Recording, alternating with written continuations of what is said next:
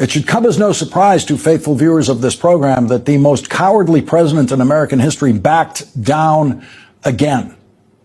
The stupidest president in American history backed down again. The only convicted felon to serve as president of the United States backed down again. I was also proud to vote for President Trump's One Big Beautiful Bill last week. This is a generational investment. This is a general investment.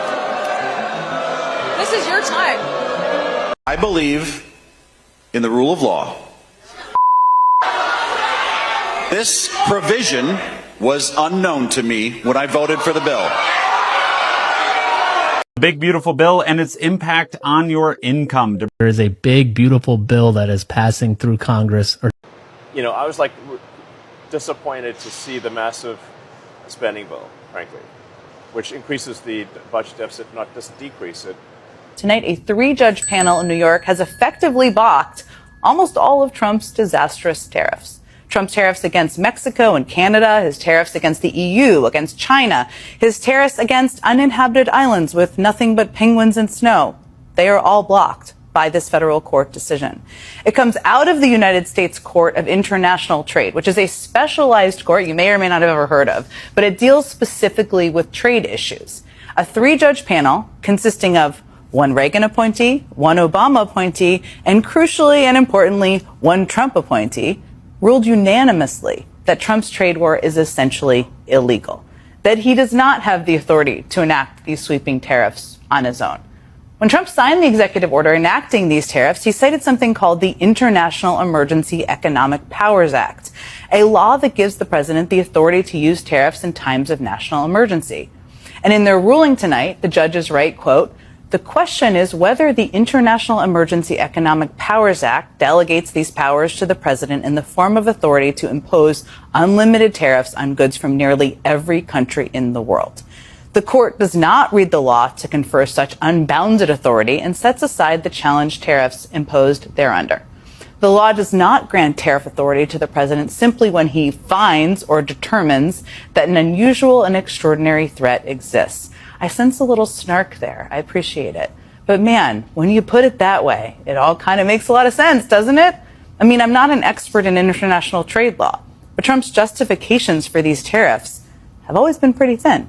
The U.S. Court of International Trade has now unanimously ruled that Trump doesn't have tariff authority, so his Liberation Day tariffs, they've been ruled illegal and they're now permanently blocked unless he gets an emergency stay. They also blocked the so-called fentanyl tariffs on Mexico, Canada, and China from earlier this year when we were all 9 years younger. You know, the market is absolutely exploding with the news. But getting into more specifics, you have the court saying that Trump does not have the legal authority to declare a national emergency, that tariff power solely resides with Congress, and that Trump violated the Constitution, and that the law he cited to do this, it doesn't give him the authority to do tariffs. Right, all of this coming from a lawsuit that was brought by several states and several companies, including a wine cellar. Them arguing that the law that Trump cited to do this, it doesn't even mention tariffs, and that he was imposing taxes on Americans without their consent. All of which would mean while almost all of the tariffs are done and blocked for now, the tariffs on cars, car parts, and steel and aluminum, they would still be in play because Trump used a different law for that. But again, the futures market is exploding. The dollar is increasing in value. Other currencies are currently falling just as fast. At least as I'm recording this, and you have legal experts saying that the court decision here, it has him dead to rights and that he actually doesn't have the authority in any universe to do this. But this also is, one, you have lawyers saying, well, maybe they just need to use a different law. And two, Trump is now appealing this decision because, you know, tariffs are like his favorite thing. But if he doesn't get an emergency stay on this ruling, the tariffs would essentially be over, at least for now. Right? And with this, you're seeing people kind of split. You know, some saying that this is the perfect off-ramp for the White House. They can just let the whole tariff episode fade into the background and take credit for the economy. But then you have others saying, yeah, maybe it's perfect for the White House and Republicans, but not for Trump, so that's why they're appealing. But hey, follow to stay in the loop because follows are tariff-free again. Mr. President, Wall Street analysts have coined a new term called the taco trade. They're saying Trump always chickens out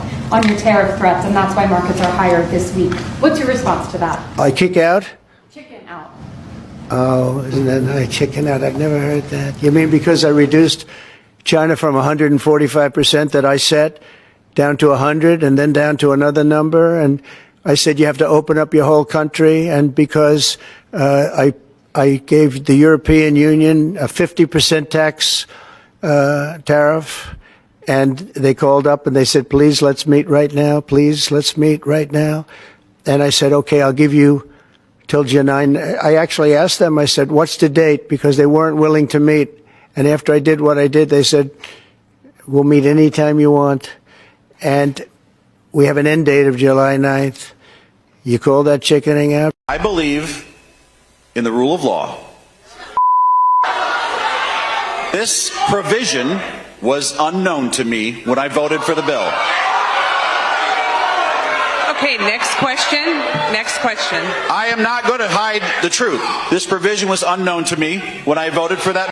It is never a good sign when your defense to that in front of your own constituents was, I didn't read that version. That was Nebraska Republican Mike Flood at a town hall yesterday getting some pushback over a provision in the House's big, beautiful bill that would make it harder for judges to enforce orders holding people in contempt for defying court orders. It is the second combative town hall meeting Flood has held since the start of the year, and the first since Republican congressional leaders advised their members to stop holding in-person town halls. Flood won his seat by 20 points in November. So, I was disappointed to see the massive spending bill, frankly, which increases the budget deficit, not just decrease it, and undermines the work that the DOGE team is doing. I actually thought that when this big, beautiful bill came along. I mean, everything he's done on DOGE gets wiped out in the first year. I think a bill can be big or it can be beautiful, but I don't know if it can be both. My personal opinion. Elon Musk is now hammering Donald Trump for what he says is undermining his DOGE team and treating them like whipping boys. Whipping boys, that is a quote. Elon Musk went on the attack against Donald Trump's new spending bill. Trump's big beautiful one that could add $3.8 trillion to the deficit. Well, Musk, he doesn't think it's so beautiful. I was disappointed to see the massive spending bill, frankly, which increases the budget deficit, not just decrease it, and undermines the work that the DOGE team is doing. Translation, I did all the cutting. I slashed entire departments. My brand, my reputation got crushed. Look what happened to my stock. And now this bill deletes all of it. And there was even more breaking with Trump. I think a bill can be big or it can be beautiful, but I don't know if it can be both. My personal opinion. His personal opinion, for the first time in a long time, is not Trump's. I mean, there is some serious beef here because I want you to remember the first 100 days. Elon Musk was everywhere. It seemed like he was sleeping under Donald Trump's desk. Every cabinet meeting, every trip that Donald Trump was on, Musk was standing right next to him. It was like he was the boss of the cabinet members. And suddenly, that's gone. And now he's even saying maybe he did spend too much time on politics. He's unhappy with how everything has turned out. But I would just say one thing. Is he totally unhappy? I think back to all the investigations, all the lawsuits Elon Musk and his companies were facing, and they seem to have disappeared. So while a lot of value in his stock has disappeared, a lot of what he said DOGE was going to do has disappeared, and maybe this bill is going to blow all of it up. But Elon Musk had a lot of headaches a few months ago, and they disappeared too.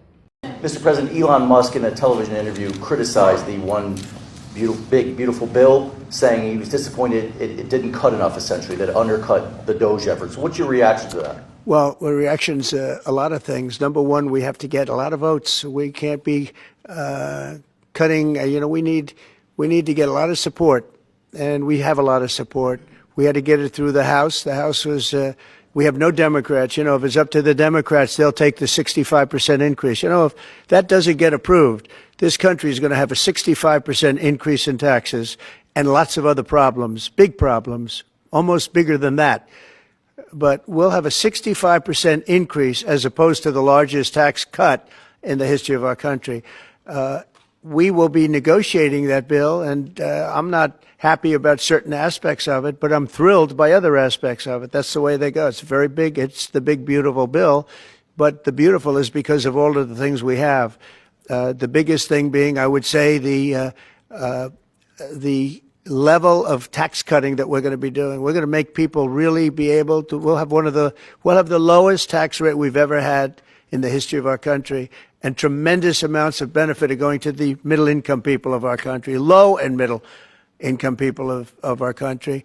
So we're going to see what happens, because the Senate, as you know, is negotiating with us, and they have to then go back to the House, and it's got a way to go. But I have to say, Speaker Johnson and Thune have done an incredible job. John Thune has done a fantastic job, and they're working together with me and others And I think we have an amazing, if we pull this off, remember, we have 0 Democrat votes because they're bad people. There's something wrong with them.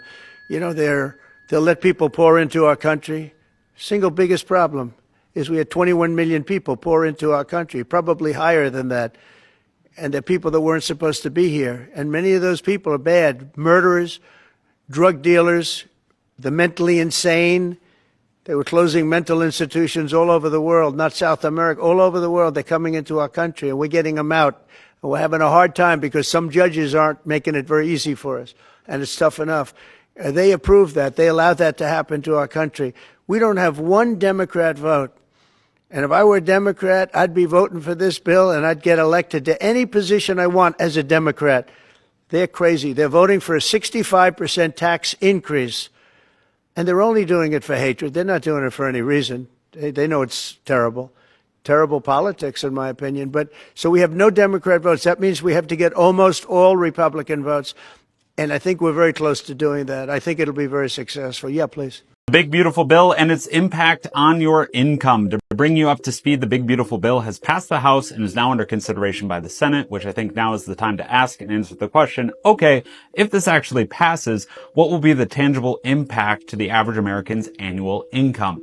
Thankfully, the University of Pennsylvania, specifically the Penn Wharton budget model, answers this question with, at this point, our best estimates to help you understand, okay, if this goes through based on the tax cuts, based on the spending cuts, and all the other things in the bill, what will be the actual impact to your annual income?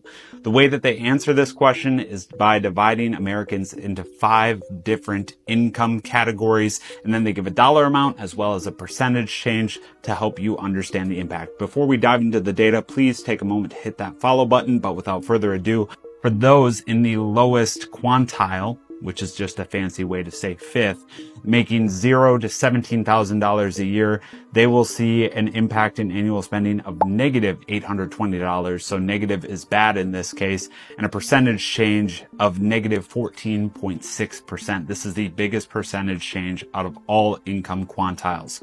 For those in quantile 2 making $17K to $51K a year, they will see negative $430 in annual income and a negative 1.1 percentage change. For those in income quantile number 3 making $51,000 to $93,000 a year, they'll see plus $840 or a percentage change of positive 1.1%. For those in the 4th quantile making $93,000 to $174,000 a year, they'll see an income change of plus $3,000 a year or a 2.2% increase. For the 5th and final quantile, this is people making above $174,000 a year. They do get more granular. They go by percentages, like those making 80 to 90% compared to others, and those making 90 to 95%. Just to share a taste, I'll only be sharing those that fit in the income category of 80 to 90%. That would include those making $174,000 to $263,000 a year. They'll see plus $5,515 or a percentage change of 2.6%. The rest of them, I'm not going to go through them, but they're all positive. If you look at also where the bill spends new money, one of the places that it spends new money is inflicting pain and accelerating deportation among immigrants. So there's $45 billion through 2029 for ICE detention facilities. It's a 365% increase annually from where it is now. $14 billion through 2029 for ICE transportation and removal operations, a 500% increase. So you're seeing them as they cut Medicaid, as they cut the Affordable Care Act, as they cut green energy subsidies. They're spending a bunch of money on funding the machines and architecture for deportation, for detainment, for, particularly if you begin thinking about other things you've heard from Stephen Miller about suspending due process and for things that could get very scary. It has been a complaint of the administration that they don't have the resources to do mass deportation and confinement right now. This bill is meant to give them that money. Yes. And look, because yes, this is a very scary expansion of the detention industrial complex. The one piece of all of this that I do want to make sure I emphasize is that, Trump says he's going after gangbangers and criminals and drug dealers and whatever. And those are the people who are getting locked up. Those are the, with this image conjured up of like, these are people living in the shadows committing crimes. He's actually been trying to deport a lot of people who have permission to be here or had, I should say, permission to be here. He is basically de-documenting people to create a larger illegal population or unauthorized population by taking away legal status or, various kinds of temporary legal status that people have. He has stripped Afghans, Venezuelans, a lot of other populations of the protections that they had against deportation, their ability to work, be here legally, work legally. So he is basically manifesting this, scary fantasy that he had been portraying for many years, that we are being overrun with people who are not allowed to be here. And he's now saying, no, you've now broken the law, but he basically forced them to break the law by taking away their protections. I think this gets to this bigger picture we've been tracking a bit during this conversation. Budgets are a way we make certain goals possible to achieve and other goals impossible to achieve. They're statements of our values. There is a big, beautiful bill that is passing through Congress, or just passed through the House of Representatives as we speak on the floor of the Senate. A lot of controversy, both in the real world and the Twitter sphere. Dr. DeGiorgio, can you please explain to the followers, is everybody screwed? Are we going to lose coverage on anybody? What is your understanding of this bill and how it affects Medicare and Medicaid going forward? No, I think Medicaid is going to be largely preserved for the population it was meant to protect. The big, beautiful bill, so to speak, the Medicaid changes in it really are about eligibility verification and making sure that Medicaid stays solvent and can stay working for the people it was intended to cover. Again, the original patient population, the poor, the disabled, those are the true Medicaid beneficiaries. Medicaid has grown tremendously over the years. When it was created, there were about 5 working people in America per Medicaid enrollee. Right now, there's 2 working people in America per Medicaid enrollee. So Medicaid has expanded.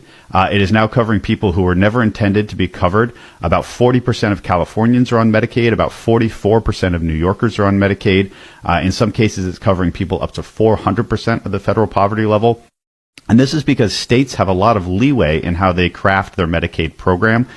Donald Trump's big, beautiful bill is done in the Senate. Donald Trump's big, beautiful bill is done in the Senate as 2 more Republicans have come out against the bill, and Elon Musk is the reason they did. Now, last night, Elon Musk said that he is against the bill, that it undermines everything he and DOGE did, and it doesn't make enough spending cuts. Immediately after that came out, 2 more senators, Mike Lee and Rick Scott, came out against the bill. Now, normally these guys are Trump supporters, but after Elon Musk spoke, they jumped, showing that Musk, for them at least, is the person who's really in charge of the Republican Party. Now, they both said that they want to make more cuts, that this bill doesn't get it done. And they're joined by Collins, Murkowski, Rand Paul, and Johnson, along with all the Democrats, so the bill is done in the Senate. But the big power play here of Elon Musk moving this bill from almost passing to not a chance at all shows that he was really the guy in charge and not Donald Trump. And why not? He has all the money. Rick Scott and Mike Lee want a campaign. They're not getting money from Trump. They're going to get it from Musk. The president who got caught publicly lying over 35,000 times in his first term backed down again. And in backing down again, Donald Trump once again became a loser. In this case, a loser in a contest that he started, a contest that didn't have to happen were it not for the rank ignorance of Donald Trump.